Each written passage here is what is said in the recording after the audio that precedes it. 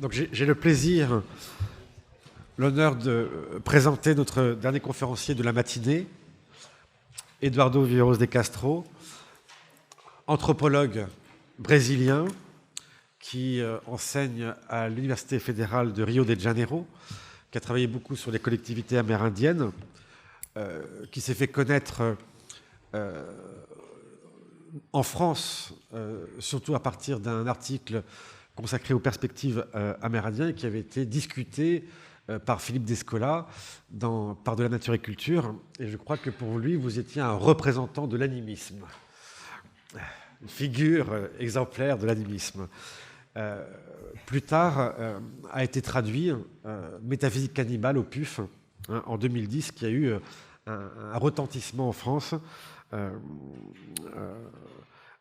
qui fait qu'il est toujours ici le bienvenu, un interlocuteur principal. Et je crois que tout dernièrement aussi, Politique des multiplicités est en français, oui. Sur Pierre Clastres. Oui. Et donc, je ne me tarde pas de lui laisser la parole avec pour titre « Eschatologisation de l'immanence, l'Amazonie comme terre promise ». Oui, c'est un titre grandiose, mais je vais faire une chose beaucoup plus modeste que ça, j'espère. Alors, merci Camille. Je pense que je voudrais tout d'abord que la position des actants, Gaïa et théologie, dans notre colloque ne semble pas avoir été tout à fait très claire pour les organisateurs, puisque le titre était Gaïa face à la théologie. Par contre, la page d'annonce nous avertit que le colloque nous propose de réfléchir aux manières dont la théologie ainsi que la politique et la science peuvent faire face à Gaïa. Ça, donc, on ne sait pas si c'est Gaïa face à la théologie ou la théologie face à Gaïa. Ce n'est pas la même chose du tout. On lit ensuite que le but, je cite, le but de ce colloque est de laisser la figure nouvelle de Gaïa ébranler autant que possible les formes d'expression de la religion. Il semble donc que ce ne soit pas tant la réalité de Gaïa à l'époque de l'Anthropocène, c'est-à-dire des changements climatiques dont parle le colloque, qui serait ici en discussion, mais plutôt la nécessité pour l'Église d'accueillir pleinement Gaïa, de lui donner un sens théologico-politique capable d'informer activement la praxis du peuple de Dieu. Mais là encore, l'objet du colloque reste quelque peu ambigu. Gaïa nous invitera-t-elle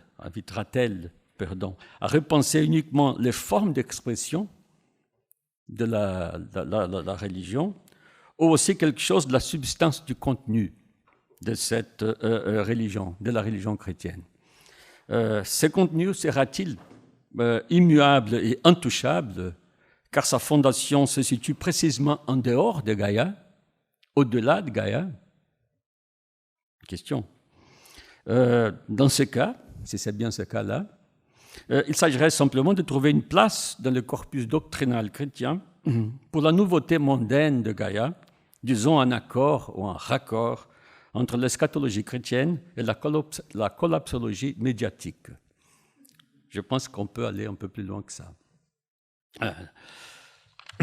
Ma contribution à ce colloque prendra la forme de quelques inquiétudes que je ne suis évidemment pas le premier à exprimer, soit ici, soit ailleurs, suscitées par une lecture agnostique de Laudato Si, faite à partir de mon expérience d'anthropologue qui étudie les cosmologies indigènes d'Amazonie. J'ai dit lecture agnostique aussi dans le sens des anti-gnostiques. J'ai pu lire récemment les documents finaux du synode sur l'Amazonie, réuni au Vatican en octobre dernier, un texte d'une grande importance du point de vue des implications de Laudato Si pour l'action de l'Église dans cette immense région, la région qui, en ce qui concerne les changements climatiques d'origine anthropique, est la deuxième région la plus vulnérable sur Terre après l'Arctique, l'Amazonie. L'Amazonie, comme tout le monde le sait, est la plus grande forêt tropicale de la planète, 5,5 millions de kilomètres carrés, c'est-à-dire la moitié de la superficie totale de l'Europe. C'est la terre promise de la bio et la sociodiversité, de la biodiversité et de la sociodiversité, de la vie en état sauvage, c'est-à-dire la vie, je cite Lévi-Strauss, sa définition de la pensée sauvage, la vie en état sauvage, c'est-à-dire la vie non domestiquée en vue d'un rendement. C'est la définition de pensée sauvage pour Lévi-Strauss. J'étends ça à la biologie, à la vie biologique et humaine aussi. Une région dont les habitants humains et non humains sont encore très peu connus. L'Amazonie brésilienne, qui c'est 60% du biome, est au Brésil, est la région de la planète comprenant le plus grand nombre de communautés autochtones classées comme isolées, c'est-à-dire des communautés, des sociétés qui sont encore non capturées ou soumises par un État souverain. L'Amazonie est, encore une fois, comme tout le monde le sait, au bord d'un effondrement écologique catastrophique, résultat de l'extraction illégale de bois, l'orpaillage clandestin, l'implantation de la grande industrie minière transnationale, pétrolière, aurifère, etc., dans la déforestation à grande échelle pour la création de bétail et la plantation de monocultures. Tout cela pour l'exportation, bien entendu, c'est-à-dire, c'est vous, les Européens, qui sont à l'autre bout de la chaîne. Vous et les Américains et les Chinois, bien entendu. Les populations indigènes qui vivent aujourd'hui dans le Brésil sont la cible d'une campagne d'extermination culturelle délibérée de la part de l'État national. Extermination écologique, sociale, politique et spirituelle. Une campagne qui n'hésite pas à avoir recours à l'extermination physique. Nous sommes confrontés à un écocide gigantesque, à un ethnocide systématique, qui ne date malheureusement pas d'aujourd'hui, en fait, ça date de 5 siècles, mais qui ont été brutalement accélérés par le gouvernement d'extrême droite qui a pris le pouvoir en 2019 et qui considère les peuples aborigènes, c'est-à-dire originaires, comme des envahisseurs du territoire brésilien, une menace à la souveraineté nationale. Un gouvernement négationniste climatique qui ne manque pas l'occasion de manifester son abjecte servilité devant l'actuel président des États-Unis, qui a importé les techniques de propagande de la alt-right de ce pays, qui est en train de mettre en œuvre une politique économique inspirée du Chili de Pinochet, qui est politique ouvertement dirigée par et pour le grand capital. Un gouvernement férocement extractiviste, anti-indigène, raciste, obscurantiste, mafieux et corrompu, dont le président est un admirateur avoué de la dictature militaire des années 60, soit 70, qui fait publiquement l'éloge de la torture et qui est associé par des liens de parenté et d'amitié à des puissants groupes criminels issus des forces de sécurité. Un gouvernement qui a comme une de ses bannières une guerre culturelle contre l'éducation publique, l'université, la recherche scientifique, la création artistique et la pensée en général.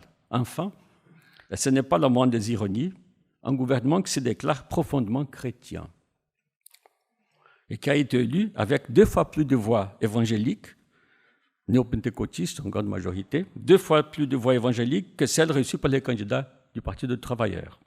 Les votes catholiques étaient répartis à égalité entre les 2 candidats. Il y a moins d'une semaine, un missionnaire évangélique a été nommé responsable de la coordination des Indiens isolés de la Fondation nationale des Indiens. C'est-à-dire, son but est de désisoler, évidemment. C'est-à-dire, la conversion intégrale des Indiens au christianisme évangélique est dorénavant politique d'État au Brésil. Une conversion évidemment aux antipodes de la conversion écologique intégrale que prêchent Francisco et les évêques d'Amazonie. Hier, le gouvernement a envoyé à l'Assemblée nationale un projet de loi autorisant l'extraction minérale et pétrolière dans les territoires indigènes, en totale contradiction avec la Constitution fédérale. En un mot, génocide, ethnocide et écocide, les 3 en cours. Et tout ça au nom de Dieu. Alors, je vais parler de la Laudato Si, mais je tiens à préciser que je considère la Laudato Si comme un document révolutionnaire, comparable à l'encyclique Paix sur la Terre de Jean XXIII, de 63, et qui aurait d'ailleurs pu s'appeler la Laudato Si, Paix avec la Terre, puisque dans la mesure où sa prise de position face à la menace climatique est semblable à celle que Jean XXIII prenait face à la menace nucléaire. L'encyclique de Francisco marque sans doute un tournant décisif, à mon avis, dans la doctrine catholique en ce qui concerne les relations entre les humains et leurs conditions matérielles d'existence, en insistant sur le fait que ces conditions, tout autant que les relations interhumaines qu'elles étaient, s'inscrivent dans le réseau total d'interdépendance qui forme les tissus de la vie terrestre, c'est-à-dire Gaïa. Cela dit, je passe à mes questions, ou plutôt à mes inquiétudes géothéologiques face à la Laudato Si, des inquiétudes qui ne sont pas sans ressembler un peu à celles que les pages sur la géophilosophie de Deleuze et Guattari m'ont provoquées. La question principale, d'un point de vue théorique, est de savoir si la distinction tranchée faite par Laudato Si entre l'anthropocentrisme chrétien, pierre angulaire de la doctrine, et ce que l'encyclique condamne comme étant l'anthropocentrisme moderne, est une distinction convaincante. Mais surtout, il s'agit de savoir si la distinction est suffisante, si elle suffit pour rendre justice théologique et politique à Gaïa. Donc, il s'agit de savoir si cette distinction est convaincante et si elle est suffisante pour faire justice à Gaïa. Bien évidemment, je n'oublie pas que la tentative de Laudato Si de proposer un compromis, de renouveler un certain compromis en immanence de transcendance qui est peut-être plus inclusif que celui de la théologie chrétienne traditionnelle, et je sais pas ce que j'appelle un compromis plus inclusif, c'est un peu l'idée que l'incarnation, la visagéification de Dieu, ne se contenterait pas d'exceptionnaliser l'humanité, mais sanctifierait toute la vie. C'est un peu ce qu'on pourrait...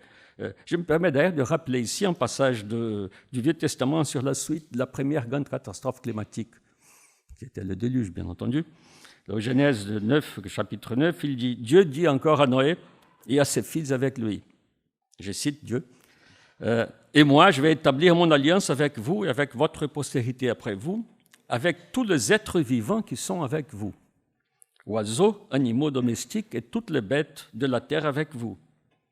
Je me souviendrai de l'alliance éternelle qui existe entre Dieu et tous les êtres vivants, de toute chair qui sont sur la terre. » Alors voilà. Je sais bien sûr que cette tentative de proposer un nouveau compromis entre immanence et transcendance par Laudato Si a été considérée par les catholiques conservateurs comme un peu plus que suffisante, quand même comme une tentative téméraire et même hérétique, non seulement pour avoir repris l'esprit de gauche de la théologie de la libération, finalement, mais avec sa critique de l'injustice économique et sociale, mais aussi pour voir flirter avec le panthéisme et fait des compromis avec le paganisme. J'ai entendu parler de ça, hein, en s'orientant vers une écothéologie légèrement, quasiment hérétique pour le catho de droite, quoi. Ceci dit, je vais me concentrer, puisqu'on est tous ici entre des gens qui ne sont pas de cet avis-là, sur ce que je trouve comme le point d'intransigeance théologique de l'encyclique. Et surtout, de deux points qui me semblent les plus importants du point de vue stratégique, disons, plus large, des questions que je qualifierais peut-être de proprement cosmopolitiques de l'encyclique.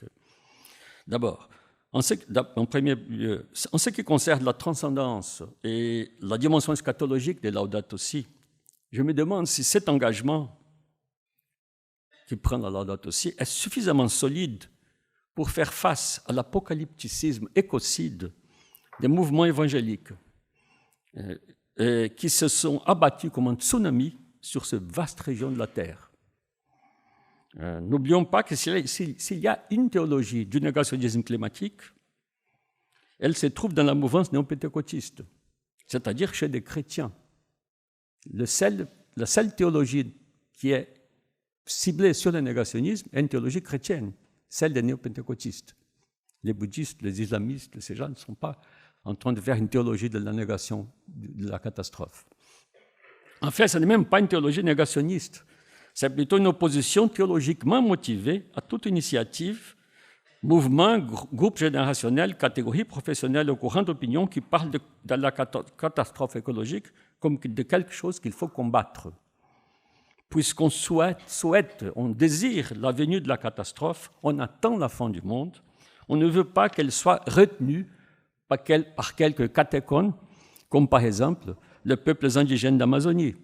Ces gens qui croient que leurs chamans empêchent la chute du ciel, c'est-à-dire qu'empêchent la montée au ciel des élus. En ce qui concerne, d'autre côté, en ce qui concerne l'immanence et la dimension écologique de Laudato Si, on se demande si la théologie de la sobriété, prêchée dans l'encyclique, a une force persuasive capable de neutraliser l'attrait de la théologie de la prospérité, répandue à partir des États-Unis, par ce que le philosophe William Connolly appelle la machine de résonance évangélico-capitaliste, c'est-à-dire la sinistre convergence politique entre les masses qui veulent l'Armagédon et attendent le ravissement et les élites qui s'arment jusqu'aux dents pour défendre leurs bunkers climatisés alors qu'elles se préparent à abandonner la terre à la misère et au chaos. Et non seulement la théologie de la prospérité, quand je parle en matière d'immanence, il saute aux yeux que comment le mouvement évangélique s'est montré étonnamment plus efficace que l'Église catholique dans ce qui concerne sa capacité de conversion et de mobilisation grâce à la continuité sociale, économique, psychologique qu'il a su établir entre les moments sacrés et profanes de la vie des fidèles. On voit ça au Brésil, les mouvements évangéliques. Maintenant, le Brésil, bientôt, aura la majorité de la population évangélique. C'était le plus grand pays catholique au monde. Alors, en ce qui concerne l'attention particulière à accorder aux valeurs, je cite Laudato Si, paragraphes 146 et 169. L'attention particulière qu'il faut accorder aux valeurs et aux traditions culturelles des peuples autochtones ou aborigènes, comme Francisco dit, et il faut accorder cette attention particulière non seulement parce qu'ils sont particulièrement menacés par la cupidité et la corruption capitaliste, mais parce que ces traditions sont des exemples de respect et d'amour pour la terre, dont les chrétiens devront nous inspirer, ce qu'il dit dans l'encyclique. Alors, en ce qui concerne cette attention particulière, la question que Pierre Clastres posait à l'ethnologie devrait être étendue à la théologie. Je cite Clastres. On ne projette plus sur les sociétés primitives le regard curieux ou amusé de l'amateur plus ou moins éclairé, plus ou moins humaniste. On le prend maintenant, en quelque sorte, au sérieux, le primitif. La question est de savoir jusqu'où va cette prise au sérieux. Et cette question est particulièrement mise en avant, je pense, dans le document final du Synode pour l'Amazonie, qui semble aller plus loin que Laudato Si en ce qui concerne les traditions indigènes, en proposant une conversion culturelle, je cite, comme partie intégrante de la conversion écologique de l'Église amazonienne, et en légitimant ce que le document appelle les forces spirituelles immanentes que les peuples indigènes identifient dans la création. Alors je cite le paragraphe 9 du document final qui dit « La recherche de la vie en abondance par les peuples indigènes d'Amazonie se concrétise dans ce qu'ils appellent le bien-vivre et qui est pleinement réalisé dans la béatitude. Il s'agit de vivre en harmonie avec soi-même, avec la nature, avec les êtres humains et avec l'être suprême, parce qu'il y a une intercommunication entre le cosmos entier, où il n'y a ni exclusion ni exclu, et où nous pouvons créer un projet de vie pleine pour tous. Une telle compréhension de la vie se caractérise par l'interconnexion et l'harmonie des relations entre l'eau, le territoire et la nature, la vie communautaire et la culture, Dieu et les différentes forces spirituelles. Donc alors, les forces spirituelles non divines, au sens du Dieu chrétien, ont été plus ou moins, disons, légitimées par les documents finaux du Synode pour l'Amazonie. La question, en bref, concerne la relation complexe de la théologie chrétienne avec l'immanence, ou plutôt la relation entre l'immanence, la transcendance et les différents sens que prend la dimension du surnaturel dans la théologie chrétienne et dans les cosmologies extramodernes ou antimodernes. En un mot, la question consiste à savoir dans quelle mesure la théologie chrétienne est prête à apprendre avec ce qu'on avait la mauvaise habitude d'appeler animisme, à apprendre à réactiver l'animisme, au sens que Isabelle Stengers donne à ces deux mots, réactiver et animisme. Est-ce qu'elle est prête à réactiver l'animisme? Question. Alors, l'imaginaire spatio-temporel, scientifique, politique et philosophique, qui s'est construit aujourd'hui autour de la très ancienne figure de Gaïa et de son compagnon le plus récent, l'Anthropocène, a pour pôle d'attraction et de répulsion la distinction caractéristique de la modernité, à savoir la distinction très connue entre nature et culture. Gaïa, les mots Gaïa, les concepts de Gaïa gravitent sémantiquement autour du pôle de la nature, tout en les problématisant, bien sûr, distinguant, pour ne pas dire opposant, l'université planétaire et physique de Galilée à la singularité biogénique terrienne de Lovelock et Margulis. L'Anthropocène, de son côté, met en évidence le pôle de la culture ou de la société dans ses diverses incarnations, capitalisme, technologie, colonialisme, etc. En même temps qu'il problématise le bicaméralisme physico-politique moderne en soulignant la convergence d'échelles chronologiques, géographiques, thermodynamiques entre les processus géobiochimiques anthropiques et non anthropiques. Enfin, la célèbre forciologique de l'espèce, etc.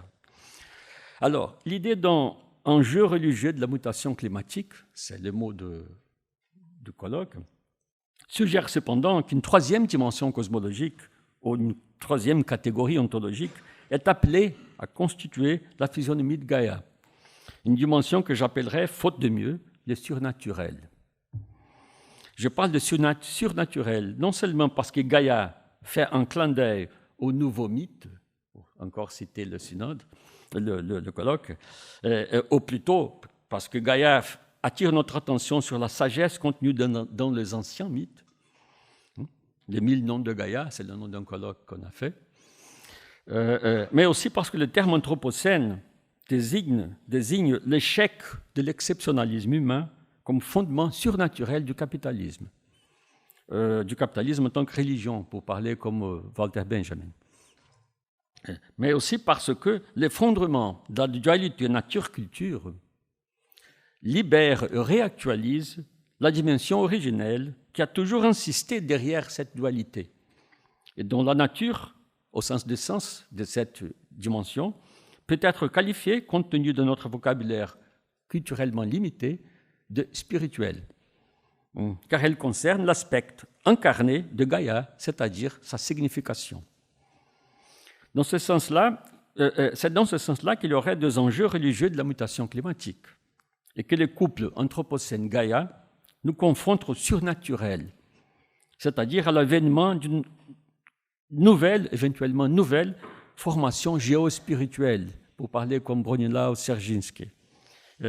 Peut-être même à la promesse de ce qu'il appelle une deuxième ère axiale. Vous savez, l'ère axiale de Jaspers et tout.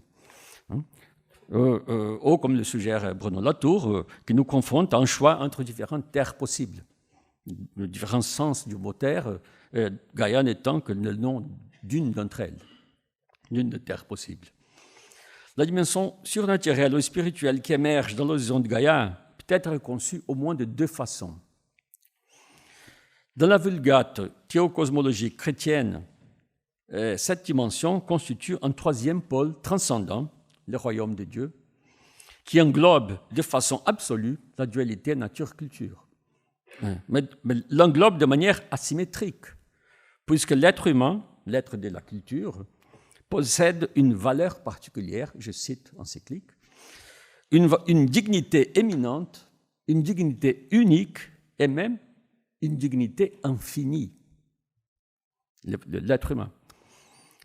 Ici, l'encyclique reste très fidèle à l'orthodoxie, qui affirme dans le catéchisme de l'Église chrétienne la hiérarchie des créatures et la condition de l'homme comme sommet de la création. Ça, c'est dans le catéchisme. Dans le monde extramoderne, par contre, dans le monde extra-axio, si vous voulez, la dimension spirituelle tendent à être pensées comme immanence de la nature dans la culture et vice-versa. C'est-à-dire, en d'autres termes, la surnaturalité et les modes d'existence de la culture pensée sub specie naturam, c'est-à-dire sous l'aspect de la nature, ou immanence magique, et de la nature pensée sous l'aspect de la culture, immanence animiste, dans ce sens-là. Donc, c'est une alternative entre deux façons de concevoir les dimensions surnaturelles, soit comme troisième dimension transcendante, soit comme immanence de la nature dans la culture et vice-versa. Cette alternative est tout sauf indifférente. La distinction entre un surnaturel conçu comme une transcendance hiérarchique substantielle, c'est-à-dire l'affirmation du statut exceptionnel de l'être humain au sein de la création, ou, contrairement, comme une immanence horizontale, la condition humaine comme état basal et version originelle de tous les existants, condition originelle commune de tous les existants, indique des limites qui me semblent difficiles à franchir pour une réception intégrale de Gaïa par la théologie chrétienne, même dans la version écologisée de Laudato Si. La spectrologie chrétienne, même qui exige l'extension eschatologique de toute animalité de l'humain et qui refuse catégoriquement la condition d'être personnel, c'est le terme de Francisco, à tout vivant non humain, n'offre aucune issue évidente, à mon avis, ni métaphysique ni politique, à la situation nommée anthropocène. C'est-à-dire l'exigence d'extension de toute animalité dans l'humain. L'extension eschatologique. Dans le royaume de Dieu, de la scatologie chrétienne classique, on sait que c'est la scatologie classique, toute la biodiversité aurait été anéantie, car celle de corps impassibles, subtils et agiles des humains ressuscités, ils prendront place du côté des anges et devant Dieu. Selon la hiérarchie ascendante très classique de Veritas, Humanitas, Divinitas. Les dogmes de la résurrection de la chair, pierre angulaire de l'Église, alors je cite un philosophe, Fabien Ledoigne, je cite, le dogme de la résurrection de la chair, pierre angulaire de l'Église, ne signifie pas la restauration de la condition adamique originale, mais son dépassement sous forme angélique. Ces philosophes sur lesquels je me base caractérisent l'eschatologie chrétienne comme un projet théologico-politique de reconstruction d'un homme angélique, c'est-à-dire purement humain, libéré de l'animalité qu'Adam le Heureux porte en commun avec le reste des vivants. Alors, comme dit Ledoigne, en vérité, l'homme est l'être qui a réussi à vaincre l'animal. On sait bien ce qu'Agamben a fait avec ça. Ledoigne y voit la présence d'une tendance gnostique dans le christianisme, d'une influence gnostique dans le christianisme, suggérant en outre la continuité de cette anthropologie angélique ou angélomorphe dans les courants singularitants contemporains, c'est-à-dire la religion technopolitique originaire de la Silicon Valley, qui promet de libérer l'espèce humaine de sa plateforme organique et animale et d'immortaliser l'humain dans le nuage informatique. Ou dans les versions les plus modestes, qui promet de libérer l'humanité de sa prison planétaire, en état d'effondrement environnemental, et de s'en aller coloniser les espaces infinis.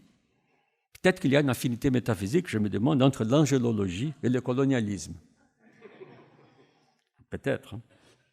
Alors, je n'ai pas choisi d'exprimer mes préoccupations, mes inquiétudes, en termes d'un contraste entre les notions de transcendance et d'immanence par simple désir des philosophies à l'ancienne.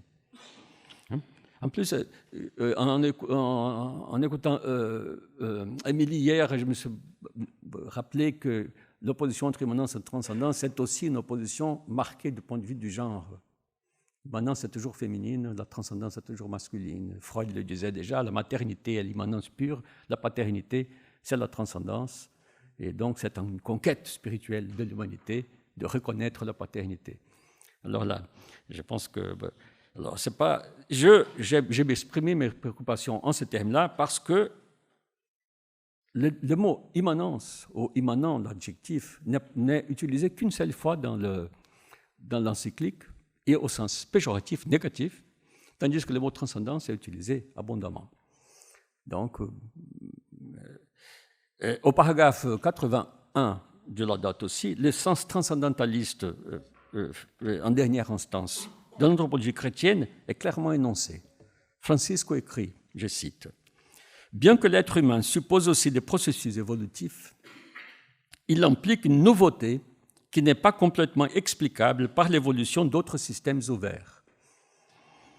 Chacun de nous a en soi une identité personnelle, capable d'entrer en dialogue avec les autres, avec Dieu lui-même. La capacité de réflexion, l'argumentation, la créativité, l'interprétation, l'élaboration artistique montrent une singularité qui transcende les domaines physiques et biologiques. La nouveauté qualitative qu'implique le surgissement d'un être personnel, c'est le surgissement d'un être personnel dans l'univers matériel, suppose une action directe de Dieu, un appel particulier à la vie et à la relation d'un tu avec un autre tu. À partir des récits bibliques, nous considérons l'être humain comme un sujet qui ne peut jamais être réduit à la catégorie d'objet. Mais c'est au paragraphe 119 qui fait suite à une critique sévère de ce que Francisco appelle la démesure anthropocentrique moderne, c'est-à-dire l'arrogance technocratique qui fait croire à l'homme qu'il peut remplacer Dieu, finalement. C'est dans ce paragraphe-là que la tension entre immanence et transcendance s'exprimera, à mon avis, avec un maximum de clarté. Je lis. La critique de l'anthropocentrisme dévié, moderne, ne devrait pas non plus faire passer au second plan la valeur des relations entre les personnes. Si la crise écologique est l'éclosion aux manifestations de la crise éthique, culturelle et spirituelle de la modernité, nous ne pouvons pas prétendre soigner notre relation à la nature et à l'environnement sans assainir toutes les relations fondamentales de l'être humain. Quand la pensée chrétienne revendique, je souligne, une valeur particulière pour l'être humain supérieure à celle des autres créatures, cela donne lieu à une valorisation de chaque personne humaine et entraîne la reconnaissance de l'autre. L'ouverture à un tu, capable de connaître, d'aimer et de dialoguer, continue d'être la grande noblesse de la personne humaine.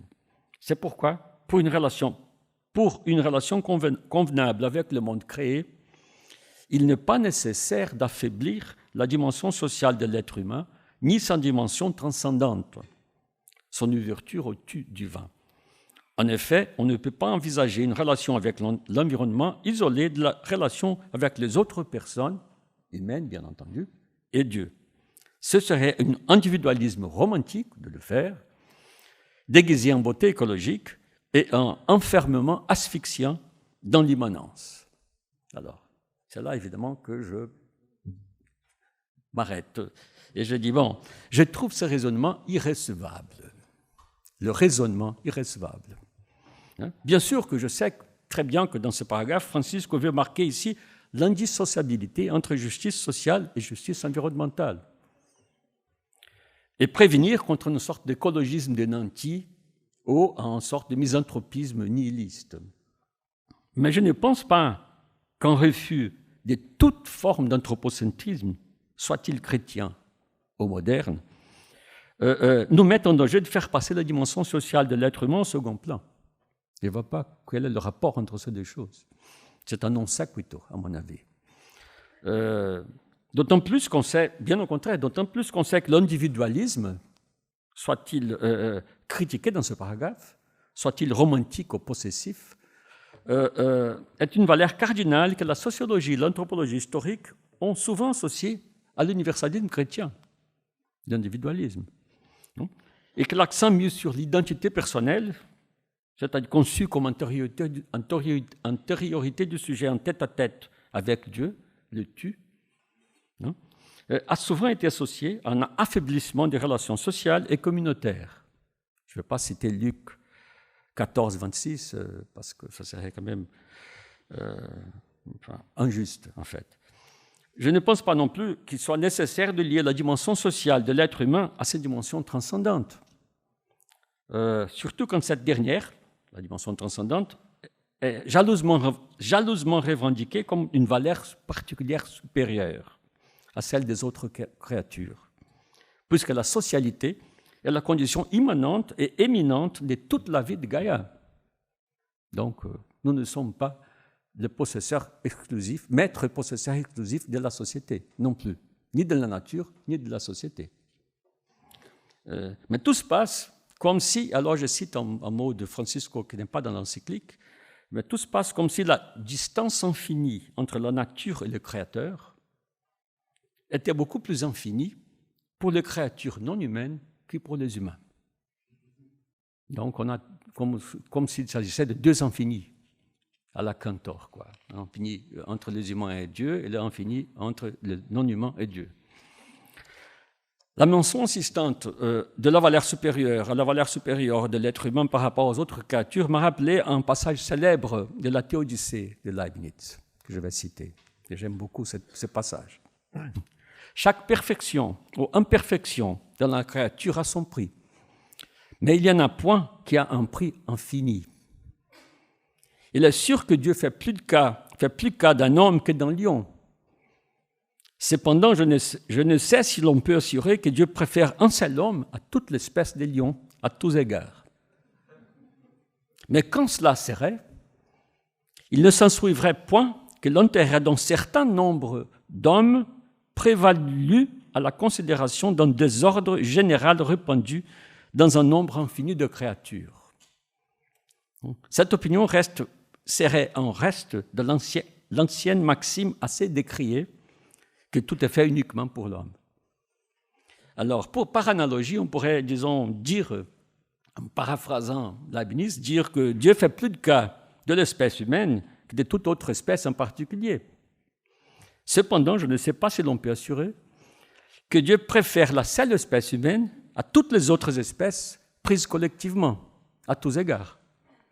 Mais quand cela serait, qu'est-ce que sa sixième grande extension, sinon le désordre général répandu dans un nombre infini de créatures? Alors, sous ce désordre-là, nous savons que l'Anthropocène n'est pas un acte d'espèce et que la destruction des conditions d'existence d'innombrables espèces vivantes n'est pas le fait de tous les êtres humains. Mais il reste que toutes les chaînes causales qui mènent à la destruction de la vie terrestre peuvent être retracées jusqu'à des actions humaines. Comme dit ma collègue Juliana Fausto, brésilienne, ce ne sont pas tous les humains, mais tous sont des humains. Alors, Andreas Malm et Alf Rodenborg, qui sont partisans du nom capitalocène de sociologues suédois, anthropologues suédois, qui sont partisans du nom capitalocène pour notre temps de catastrophe, ont soutenu peut-être avec une intention ironique, ils ont écrit que le concept d'anthropocène n'aurait de sens que du point de vue des ours polaires. Mais c'est justement la raison pour laquelle je défends ce concept. Parce que pour les humains, le temps de catastrophe peut être appelé avec justice capitalocène, sans doute. Mais pour les abeilles, pour les ours polaires et pour les koalas, il est bel et bien l'anthropocène. Le concept d'anthropocène implique, à mon avis, que le point de vue correct pour apprendre le collapse environnemental en cours est celui des vivants non humains. Le concept d'anthropocène nous fait considérer l'espèce humaine comme vue de l'extérieur, ce qui est la seule perspective où elle gagne en cohérence pragmatique, sinon théologique, pragmatique. C'est ce qui nous renvoie à un mot de Chakrabarty, c'est ce qu'il appelle une histoire universelle négative. Dans ce cas-là, négativité à laquelle la sixième grande extension confère une sinistre positivité. C'est-à-dire, les humains ne sont une seule espèce que dans la mesure où on le considère du point de vue des ours polaires, justement. En bref, la théologie de Laudato Si suppose une équivalence, voire une identité, entre la spécificité relative ou réflexive de l'être humain et une exceptionnalité substantielle et absolue. Ce n'est pas du tout la même chose, la spécificité et l'exceptionnalité. Toute exception est une extériorité face à une norme déterminée. C'est une exemption de responsabilité dans le domaine défini par cette norme. C'est une sorte d'infinitude privée et exclusive. Or, il me semble qu'il n'est pas légitime, du parti du constat, qui n'a rien de particulièrement chrétien, d'un caractère spécial de l'être humain pour lui-même, pour arriver à l'affirmation de ce caractère exceptionnel devant les autres êtres. Ce n'est pas légitime de passer du spécial à l'exceptionnel. C'est précisément cette prétention d'exceptionnalité spirituelle qui est refusée par les religions immanentistes ou animistes extramodernes. Et c'est cette revendication sécularisée dans l'exceptionnalité ontologique moderne, peut-être dans le même sens que la philosophie politique moderne a été dite la sécularisation de la théologie par Voegelin et tout ça. C'est peut-être cette revendication d'exceptionnalité qui, tout compte fait, est le présupposé central de l'irresponsabilité cosmique de la civilisation technocapitaliste moderne. Pour dire bref, pas de démesure anthropocentrique moderne sans un anthropocentrisme théologique préalable. Alors, la relation entre la non-exceptionnalité de l'espèce humaine et les soins de la Terre devient claire dans un passage d'un livre que tout le monde ici a entendu parler, j'imagine, La chute du ciel, du pensier anomie David Kopenawa. C'est un livre étonnant qui, entre autres, c'était un discours prophétique sur le péché écologique des Blancs. Le péché écologique, c'est un concept qui le document du synode condamne. D'ailleurs, ça a été formulé à l'origine par l'Église orthodoxe, chrétienne, catholique orthodoxe. Péché écologique ou péché envers la création. Ces discours de David Kopenawa indiquent une voie que l'on pourrait appeler justement scatologisation de l'immanence, par opposition à la célèbre immanentisation de l'eschaton de Voegelin. L'idée, c'est-à-dire, une idée que je suppose qui est évidemment non chrétienne du tout, que Gaïa est le royaume, que l'écologie est directement, immédiatement, immanquablement eschatologique. C'est ce que la cosmologie est extra. Voilà ce que ces cosmologies comme celle de David Kopenawa ont à dire à propos de toute aspiration à une écologie intégrale. C'est le concept de Francisco, l'écologie intégrale. Je cite alors le passage de David Kopenawa. Omama, qui est le démiurge créateur de Zionomie, a été depuis le premier temps le centre de ce que les Blancs appellent écologie. Bien avant que ces paroles n'existent chez eux et qu'ils se mettent à en parler autant, elles étaient déjà en nous, sans que nous le nommions de la même manière. C'est-à-dire, c'est nous qui avions les semences du verbe écologique. Non ? Ces paroles étaient déjà en nous. Depuis toujours, elles étaient pour les chamans des paroles venues des esprits pour défendre la forêt. Dans la forêt, c'est nous, les humains, qui sommes l'écologie. Mais ce sont, tout autant que nous, les arbres, les rivières, les poissons, le ciel, la pluie, le vent et le soleil. Tout autant que nous. C'est tout qui est venu à l'existence dans la forêt, loin des Blancs. Tout ce qui n'est pas encore entouré de clôtures. Les chapiris, les esprits, défendent la forêt depuis qu'elle existe. C'est parce qu'ils le possèdent à leur côté que nos anciens ne l'ont jamais dévastée, la forêt. Les Blancs qui autrefois ignoraient toutes ces choses commencent aujourd'hui à les entendre. Ils ont peut-être la semence du verbe écologique. Ils se disent maintenant gens de l'écologie, car ils sont inquiets de voir la Terre devenir de plus en plus chaude. Alors voilà, 2 remarques ici pour finir. La première concerne la dimension spatiale de Gaïa, la dimension spatiale que Gaïa introduit dans le discours scatologique chrétien, à mon avis. Un discours qui a toujours été axé très unilatéralement sur le temps. Dans un livre récent, les théologiens luthériens, presque catholiques, le théologien luthérien Victor Vestel, c'est un Brésilien d'origine allemande qui enseigne aux États-Unis, dans un livre magnifique qui s'appelle Eschatologie et espace. Il défend l'idée que le concept d'eschatos, les choses dernières, a une signification à la fois spatiale et temporelle. Eschatos, ça veut dire la limite, la frontière, la clôture, à la fois dans le temps et dans l'espace. Rappelez-vous le mot de tout ce qui n'est pas encore entouré de clôture du passage de Kopenawa. Vestel cite plusieurs déclarations de grands théologiens protestants où le temps est défini comme la dimension chrétienne par excellence et l'espace étant la chose des païens. C'est très intéressant cette idée, que l'espace est païen et le temps est chrétien. Bon, c'est bien. Alors il cite Paul Tillich ici. Il dit, Paul Tillich, certainement l'un des grands théologiens du siècle dernier, est très sensible aux questions et aux valeurs culturelles, est allé jusqu'à affirmer que le christianisme a fait triompher le temps sur l'espace. Il identifie le paganisme à l'élévation d'un espace spécial à la valeur et à la dignité ultime. Sur un ton d'admonestation inhabituelle, il appelle au martyr au nom de la victoire éternelle dans la lutte entre le temps et l'espace, qui reviendra visible comme la victoire du temps de Dieu, du temps et du Dieu unique, qu'est le Seigneur de l'histoire. Ce discours d'un théologien philosophe est même compréhensible, dit Vestel à propos de Tillich, pour quelqu'un qui a dû quitter son pays d'origine sur la politique nazie. La politique nazie du Blut-und-Boden, du sang et du sol.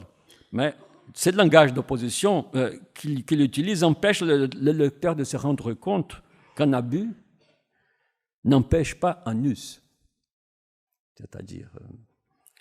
Et Vestel de se demander, la séparation entre nature et espèce, nature, espace, fait d'un côté, histoire, temps, signification de l'autre, est-elle propre au cœur de l'histoire chrétienne?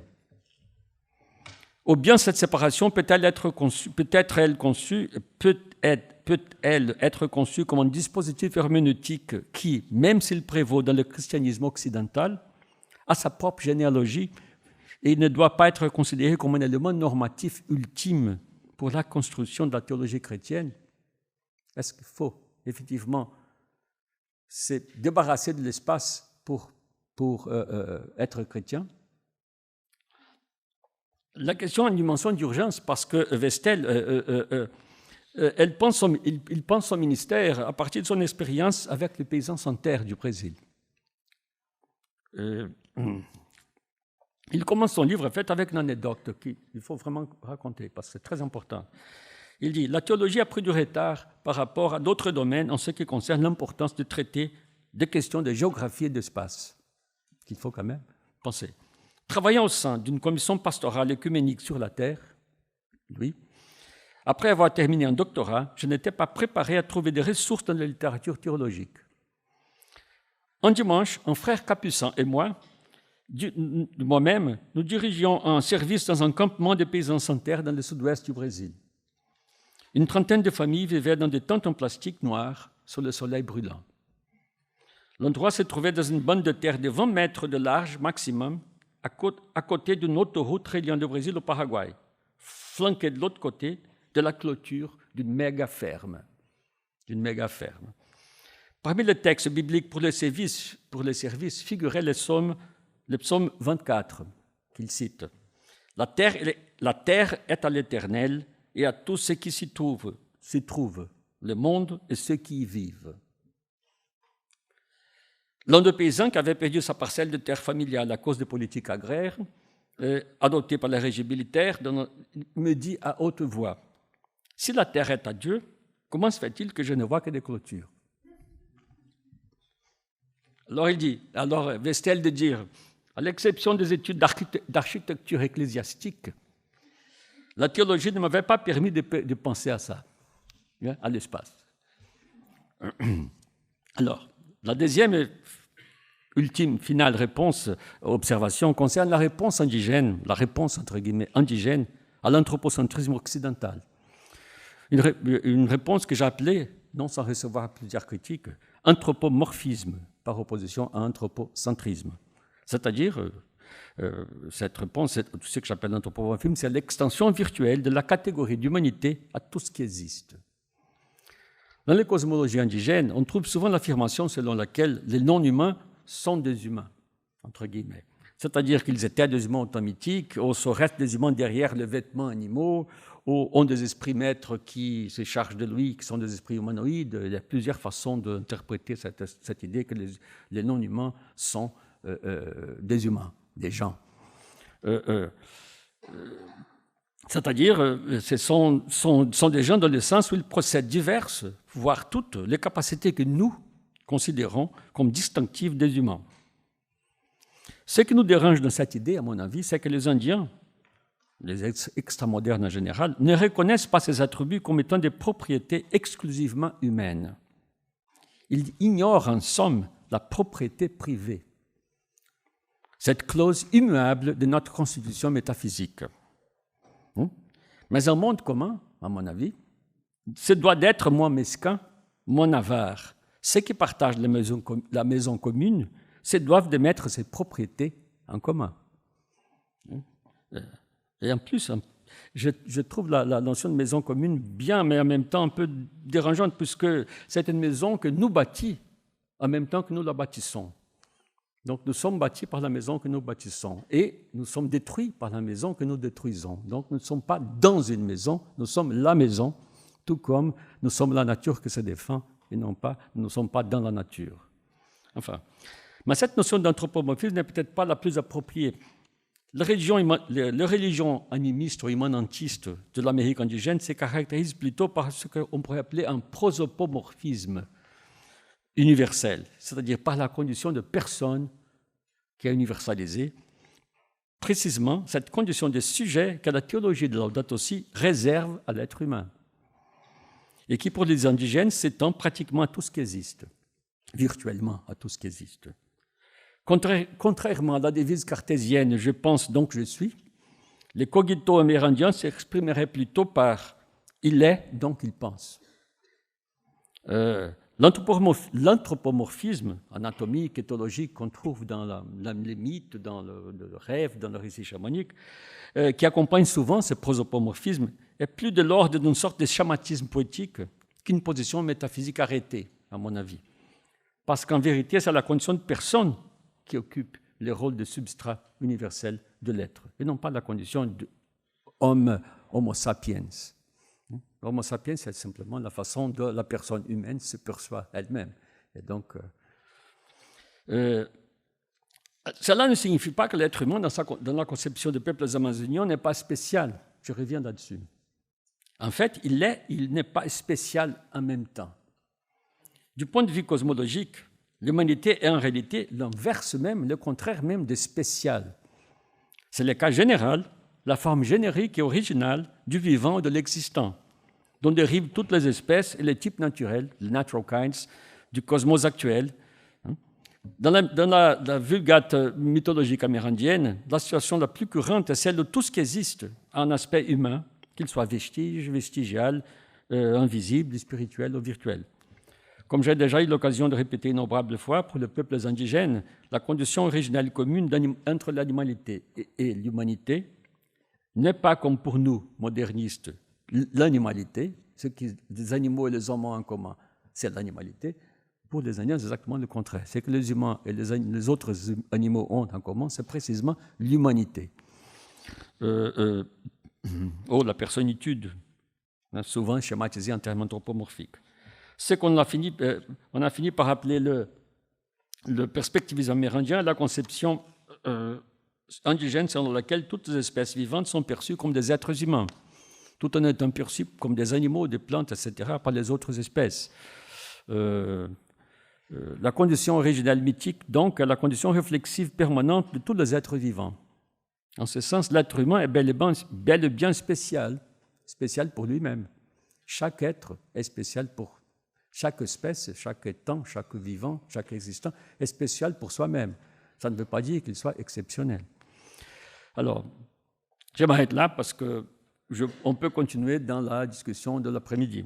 Je veux simplement dire que, à mon avis, la question la plus brûlante aujourd'hui pour l'Église catholique au Brésil, c'est qu'elle sorte de sa position prudente vis-à-vis le néopéntecôtisme agressif, prosélytiste, génocide, ethnocide, et avec laquelle l'Église catholique traite avec des aménagements parce que finalement, il faut choisir son côté. De quel côté êtes-vous? Est-ce que vous êtes du côté des Indiens ou du côté de ceux qui se disent chrétiens, mais qui sont en fait je ne sais pas comment.